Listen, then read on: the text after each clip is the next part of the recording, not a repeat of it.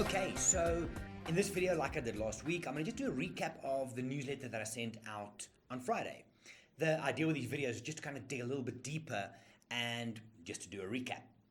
So the first thing for me is gratitude. Now, I wrote about gratitude and why it's important. It's something I think that gets thrown around a lot.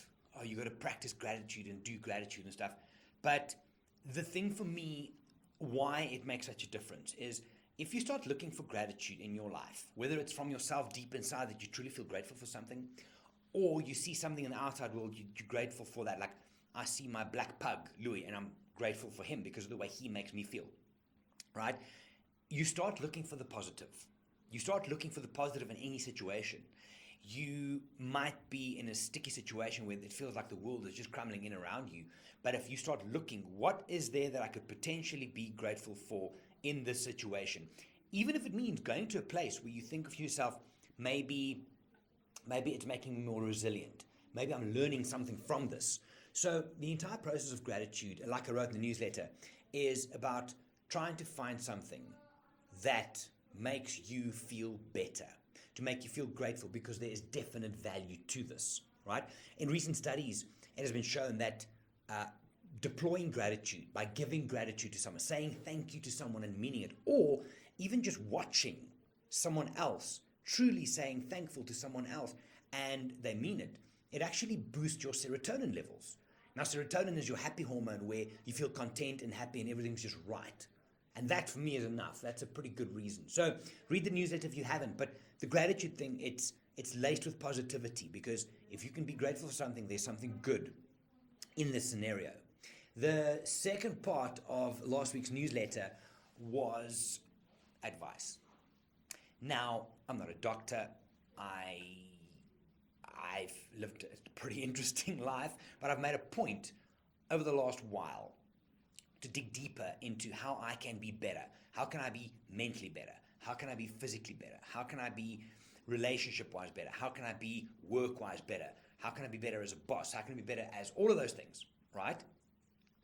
And I wrote down a whole number of things as to what you could do in different parts of your life. Like, for example, exercise. You know you have to do it. You have to. But the reality is that I would advise you to do strength training, because there's way more benefits than doing cardiovascular work. It's also more sustainable in the long run. It's going to give you more value in the long run. Nutrition.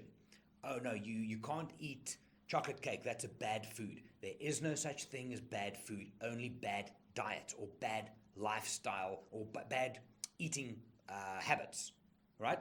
You can have all the chocolate cake you want. If you balance it out with the rest of your calorie intake and you do a little bit of exercise, you're going to be okay. You're not going to be healthy, but you're not going to gain weight, right? So the approach of balance through all of this. Why are you not journaling? Why are you not meditating or practicing mindfulness? Because these things mean something. Small little pieces all make a difference. Now, I'm going to be very honest with you. And if I look back to me growing up, I always thought it's all bullshit. Journal, whatever. And I was bulletproof. But I came to a point on the 8th of June, and I'll be talking about my 8th of June moment a couple of newsletters from now. But where I just decided, you know what, enough. I need to start doing something. And it works. So journaling, I've written about. Meditation, mindfulness, I've written about. And don't get scared of meditation in that, oh my God, I don't know how to do this. I can't go sit under a tree and go, it's not that. Mindfulness is simply allowing your brain to think about what your brain is doing without judgment. It's sitting back, taking the leash off your mind, letting it run, and then seeing where it goes. And then learning when to call it back. We'll talk more about it in the future. I've done a very deep dive over the last while into brain chemistry and things you can do to influence and affect things like dopamine, adrenaline, serotonin, oxytocin. What's the other one? Acetylcholine, I think also. Is nutrition-wise, exercise-wise, supplement-wise. There's certain supplements which I've started taking, and look, even if it's a placebo, I don't care, because I'm actually being better. That's working.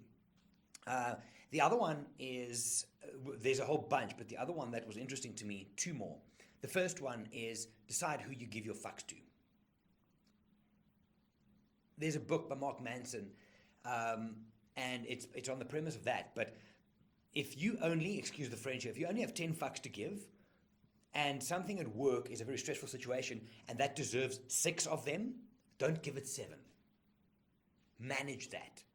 Choose the things you care about. Choose the things you give your attention to. That's why social media is such a black hole for energy and attention. It just goes down. Choose where you put your attention. Choose who you give your fucks to. It's a big deal. And the last one is just to keep going. We start all these things, and I've loaded myself with a lot of stuff, but I like that. I like the challenge of it. Choose 1 or 2 things and just keep doing it. It comes back to consistency. And I wrote a piece on my journal at my website as well about that. Consistency, huge thing. So all in all, those are some of the things which I wrote about in the newsletter. Bunch of new content, you can go check it out. As always, you can find the link to that newsletter in the caption down here on YouTube. Alternatively, you can also sign up and get it to your email inbox every week. For now, though, I'm going to go. I'm preparing for a trip, and I have stuff to do. So there you go. Practice gratitude. Read the article. It's worth it. It means something, and you'll know when it's right. You'll just know. And then on the other one, some advice. Use it. Don't use it. I hope you find value in it. I'm going to go. Have a good one, guys. Chat to you next time. Bye for now.